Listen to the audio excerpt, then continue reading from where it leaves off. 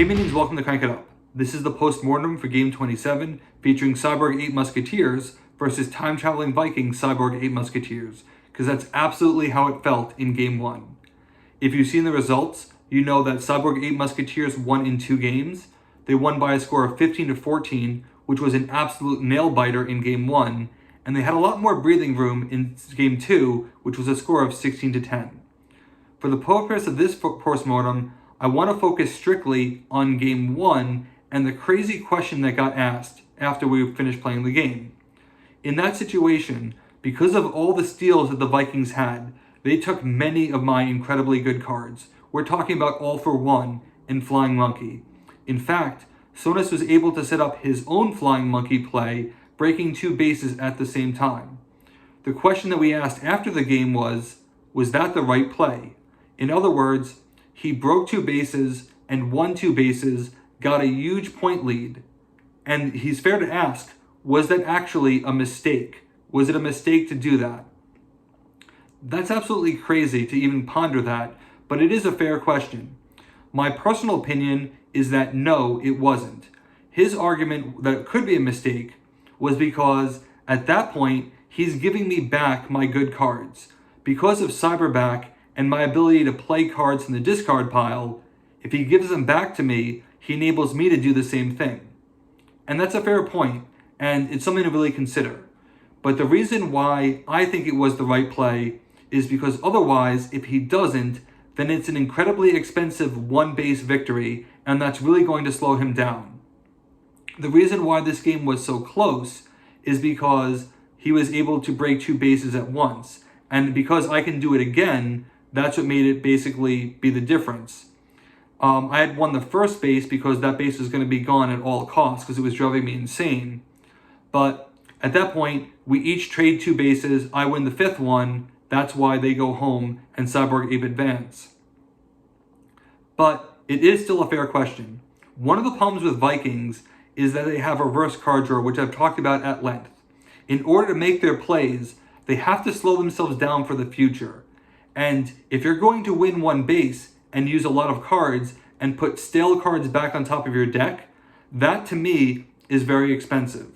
As it is, he had only 1 card left and it was significantly slower for the rest of the game.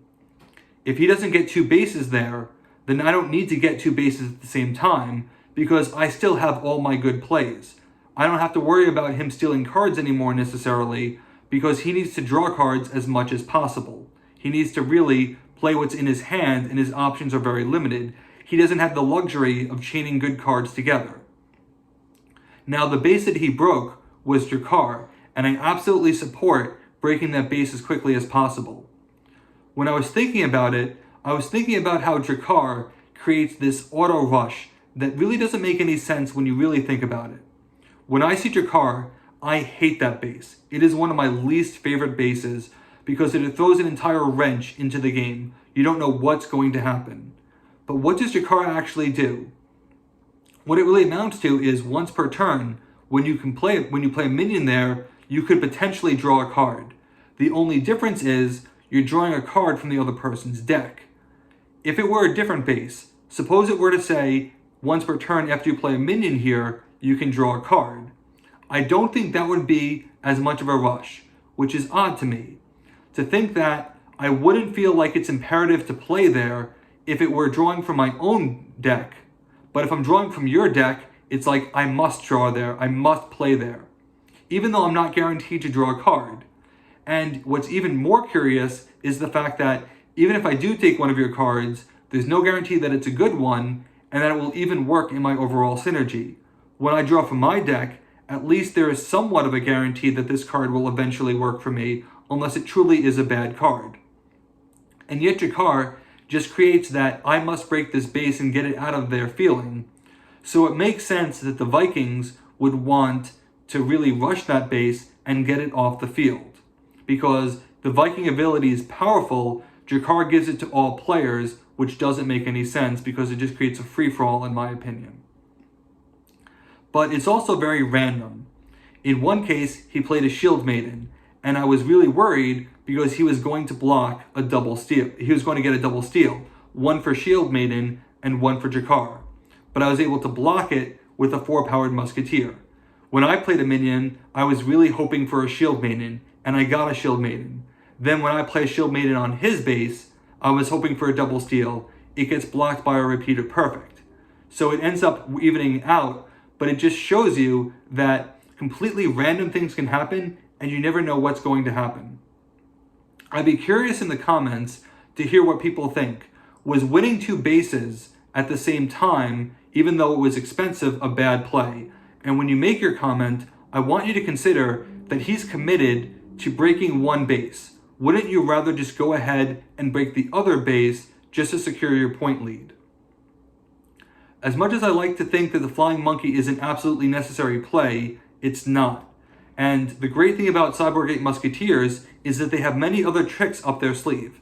Hypothetically, if Vikings were to steal all their cards, then they'd run out of tools. But at some point, they're going to run out of steals, and I'll just be left with whatever it is that I have. It won't touch many of my upper tier Musketeers, and it won't touch Cyberback, definitely. But Raiding Party can do a lot of damage if Raiding Party is the one that actually ends up stealing, like, an Athos or a D'Artagnan or one of those key cards. When I think about what the Cyborg Apes can do without Flying Monkey, I still like those options. It maybe means that I don't get to do my optimal plays, but I could still have a fair amount of 0 to breakpoint strategies. I could play Clyde 2.0. Clyde 2.0 will be there so that I can play To Battle, to play Aramis, which can play Juiced Up, and you can play Cyber Evolution. That's still a decent amount of power, and I get all those actions back. Maybe that can solo a low breakpoint base. Maybe I can chain in a couple of Enguards. The other thing against the fact that holding on to the cards is the right play, in my opinion, is the fact that it's really going to clog his hand. If he steals, let's say, 5 good cards from me, if he's never going to play them, that means he's effectively operating with 5 cards in his hand, which can be extremely limiting. It means that he has to discard many of his good cards, and he's just hamstrung for most of the game. When you have more cards, you have more flexibility, and you can do some great things. But if you're routinely capped at a hand size of 5, that's when you're really going to be in trouble. And if you make the decision to pivot, to start discarding my cards later, then you were really hoarding onto them for nothing. What would have been okay, which is really hard to do, and this is something that I really wanted to do in the Anansi game, is that you could put them on top of your deck and then shuffle them in.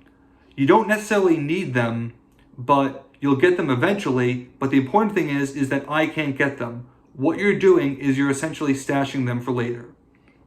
If you can pull this off with time-traveling Vikings, it can be very effective, particularly if the opponent is relying on it, and if you have a way of getting supreme card draw otherwise. I normally will hate a base like Evan City Cemetery, but in exhibition games with time-traveling Vikings, that was awesome, because I could stash a bunch of cards on top of my deck, cards I didn't want to lose.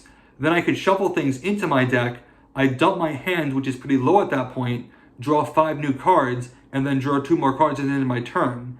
That gives me sort of the best of both worlds. It refills my hand, and still lets me, put other players' cards off to the side for the time being until I need them. They didn't really have the option of doing that, unfortunately, because they were simply out of cards. In that case, maybe holding onto the cards would be better, but it's just really a fluke circumstance. There's no shame in losing 15 to 14 to the number 7 seed. Cyborg 8 Musketeers are really powerful. But what I think this does is show you just how powerful time-traveling Vikings are. That they could lose and still make it competitive, extremely competitive in Game 1. I think it's great for them. I was actively rooting for them to lose, obviously because I have Cyborg 8 Musketeers going to the finals, but they made it interesting. They did their job. I wanted them to win round 1. I definitely wanted them to win round 2. I'm very happy that they did. They broke a lot of other people's brackets as a result, but this was their time to shine.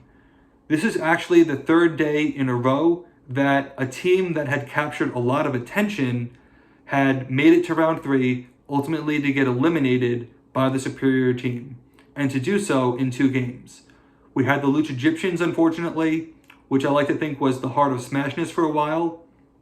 We had Mad Scientist Cats, which unfortunately went up against Rockstar Ghosts. They're not going to win that matchup, as I talked about yesterday.